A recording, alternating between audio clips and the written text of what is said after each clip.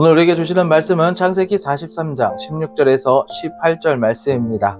요셉은 베냐민이 그들과 함께 있음을 보고 자기의 청지기에게 이르되 이 사람들을 집으로 인도해 드리고 짐승을 잡고 준비하라. 이 사람들이 정오에 나와 함께 먹을 것이니라. 청지기가 요셉의 명대로 하여 그 사람들을 요셉의 집으로 인도하니 그 사람들이 요셉의 집으로 인도되매 두려워하여 이르되 전번에 우리 자루에 들어있던 돈의 일로 우리가 끌려드는도다. 이는 우리를 억류하고 달려들어 우리를 잡아 노예로 삼고 우리의 나귀를 빼앗으려 함이로다 하고 왜 요셉의 집에 가는 게 무서웠을까? 라는 제목으로 은혜를 나누겠습니다. 첫 번째, 사람은 실상을 보기 어렵습니다. 요셉은 두 번째로 식량을 사러 온 형들 중에 베냐민이 함께 온 것을 보고 청지기에게 형들을 자기 집으로 데려가 점심을 준비하라고 시켰습니다. 오늘 본문 16절입니다.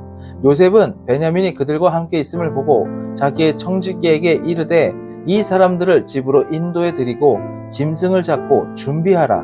이 사람들이 정오에 나와 함께 먹을 것이니라. 그리하여 요셉의 형제들은 청지기의 인도를 받아 요셉의 집으로 가게 되었습니다. 그러자 영문을 알지 못한 요셉의 형제들은 두려워하며 처음 이곳에 왔을 때 우리 자루 속에 들어있던 돈 때문에 이리로 끌려왔나 보다. 저 사람은 우리를 쳐서 우리를 노예로 만들고 우리 나귀를 빼앗으려고 한다고 하였습니다. 오늘 본문 18절입니다. 그 사람들이 요셉의 집으로 인도되매 두려워하여 이르되 전번에 우리 자루에 들어있던 돈의 일로 우리가 끌려드는도다. 이는 우리를 억류하고 달려들어 우리를 잡아 노예로 삼고 우리의 나귀를 빼앗으려 함이로다 하고 요셉은 형들을 대접하려고 자기 집으로 데려갔지만 형들은 이유를 몰랐기 때문에 오히려 두려워했습니다. 사람은 현실을 정확히 보는 것은 어렵고 현실을 정확히 알기도 어렵습니다. 그래서 사람들은 조금만 어려움이 와도 쉽게 불안해하고 두려워하는 것입니다.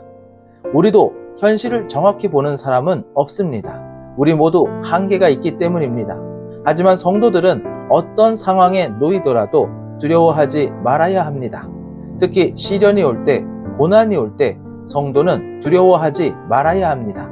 왜냐하면 하나님이 우리를 선한 길로, 좋은 길로 인도하시고 계시기 때문입니다.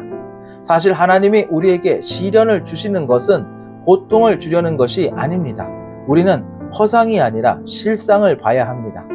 요셉의 형들은 요셉의 집으로 가는 것을 두려워했지만 사실 요셉은 형들을 대접하려 했습니다. 우리도 하나님이 우리를 고난 가운데 두시는 것도 결국은 우리에게 축복을 베푸시기 위함입니다. 그렇기 때문에 현상만을 바라보며 형들이 오해를 해서 허상을 따른 것처럼 우리도 고난을 받을 때 유의할 것은 절대로 허상에 사로잡혀서는 안 됩니다. 그래서 하나님을 믿는 성도는 현실을 다 이해하지 못한다고 할지라도 우리를 항상 선하고 좋은 길로 인도하시는 하나님을 믿으시기 바랍니다. 잠언 27장 1절 말씀입니다. 너는 내일 일을 자랑하지 말라. 하루 동안에 무슨 일이 일어날는지 내가 알 수 없음이니라. 그렇기 때문에 오늘 고난받는다고 기죽지 말고 오늘 잘 나간다고 기세등등하지 말고 항상 변함없이 좋으신 하나님을 믿는 믿음으로 나아가시기 바랍니다. 전도서 11장 5절 말씀입니다. 바람의 길이 어떠함과 아이 벤자의 태에서 뼈가 어떻게 자라는지를 내가 알지 못한 같이 만사를 성취하시는 하나님의 일을 내가 알지 못하느니라. 우리는 바람이 다니는 길을 알지 못하고 태아의 뼈가 어머니 뱃속에서 어떻게 자라는지 알지 못하는 것처럼 모든 것을 행하시는 하나님의 일을 어떻게 알겠습니까? 그래서 하나님을 믿는 성도는 현실을 다 이해하지 못한다고 할지라도 우리를 항상 선하고 좋은 길로 인도하시는 하나님을 믿으시기 바랍니다. 두 번째, 성령의 인도하심을 따라 진리를 따라가야 합니다. 요셉의 청지기는 요셉의 명령대로 형들을 요셉의 집으로 데려갔습니다. 오늘 본문 17절입니다.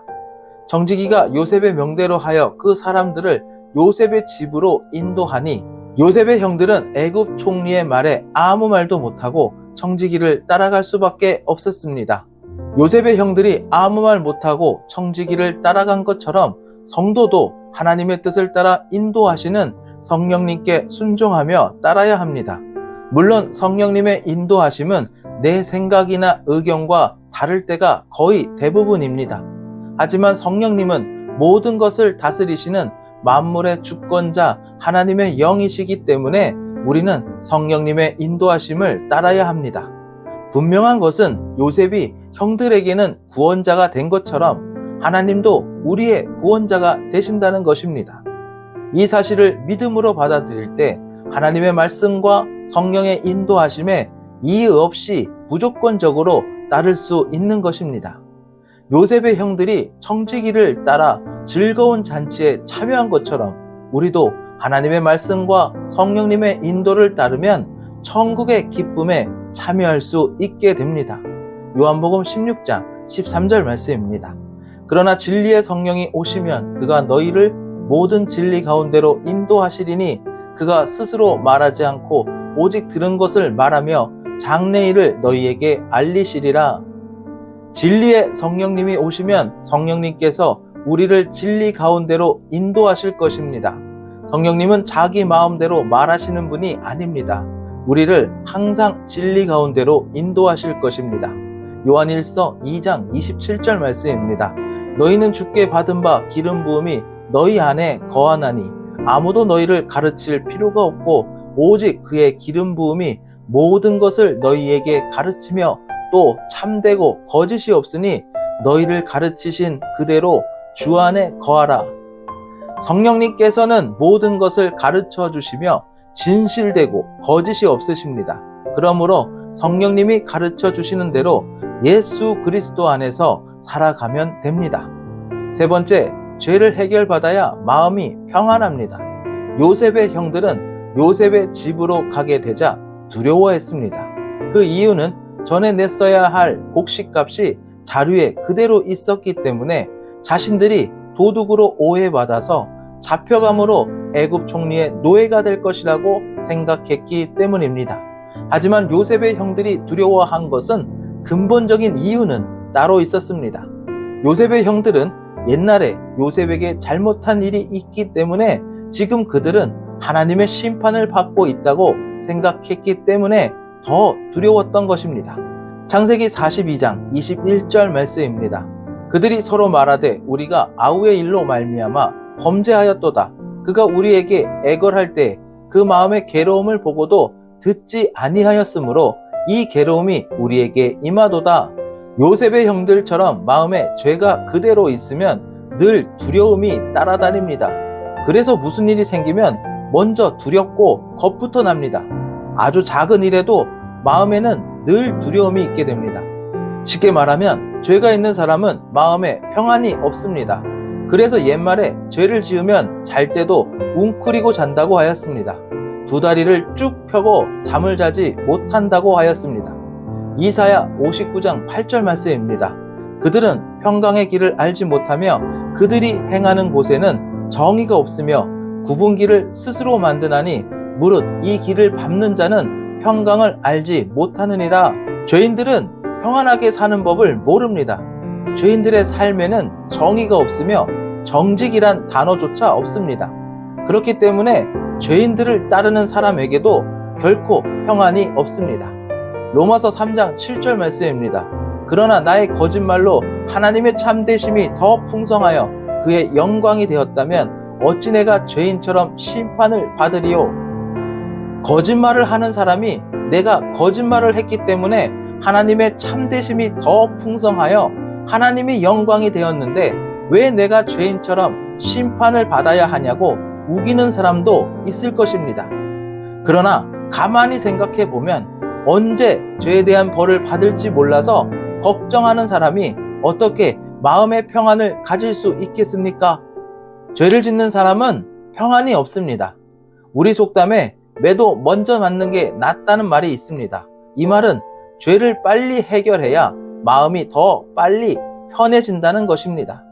죄를 해결하지 않으면 죄가 계속 우리를 두렵게 하고 마음의 평안을 빼앗아 갈 것입니다. 혹시 마음에 죄로 인한 두려움이 있으십니까? 진짜 평안을 원하십니까? 하나님 앞에서 여러분의 죄를 솔직히 고백하고 회개하시기 바랍니다. 예수 그리스도를 통해서 죄사함의 은총을 받았을 때 하나님께서 용서해 주실 것입니다. 죄를 하나님께 회개할 때 두려움이 사라지는 것입니다. 회개할 때 기쁨과 평안이 임하는 것입니다. 이사야 48장 18절 말씀입니다.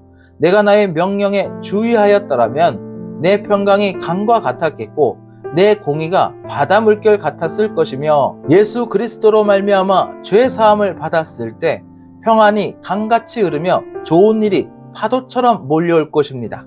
이사야 57장 20절 말씀입니다. 그러나 악인은 평온함을 얻지 못하고 그 물이 진흙과 더러운 것을 늘 솟구쳐내는 요동하는 바다와 같으니라. 죄를 지으면 늘 평온함을 얻지 못하고 성난 바다처럼 안식을 누리지도 못하고, 그 성난 바다는 진흙과 더러운 것, 쓰레기 같은 것을 늘 쉼없이 솟구쳐내는 바다 같을 것입니다. 한 주 동안 회개함으로 평안이 강같이 흐르며 늘 좋은 일이 파도처럼 일어나는 한 주가 되시기를 주의 이름으로 축복합니다. 기도드리겠습니다. 살아계신 하나님 아버지, 현실을 다 이해하지 못해도, 상황을 다 모른다고 하여도 언제나 좋으신 하나님을 믿습니다. 인간의 관점으로 모든 것을 보는 것이 아니라 하나님의 관점으로 실상을 볼 수 있도록 인도하여 주시옵소서. 요셉의 형들이 청지기를 따라 즐거운 잔치에 참여한 것처럼 우리도 하나님의 말씀과 성령님의 인도를 받으며 천국 잔치에 참여할 수 있도록 역사하여 주시옵소서. 언제나 늘 하나님 앞에 회개함으로 평안이 강같이 흐르며 언제나 하나님 앞에 머물며 살 수 있도록 함께하여 주시옵소서. 예수님의 이름으로 기도드립니다. 아멘.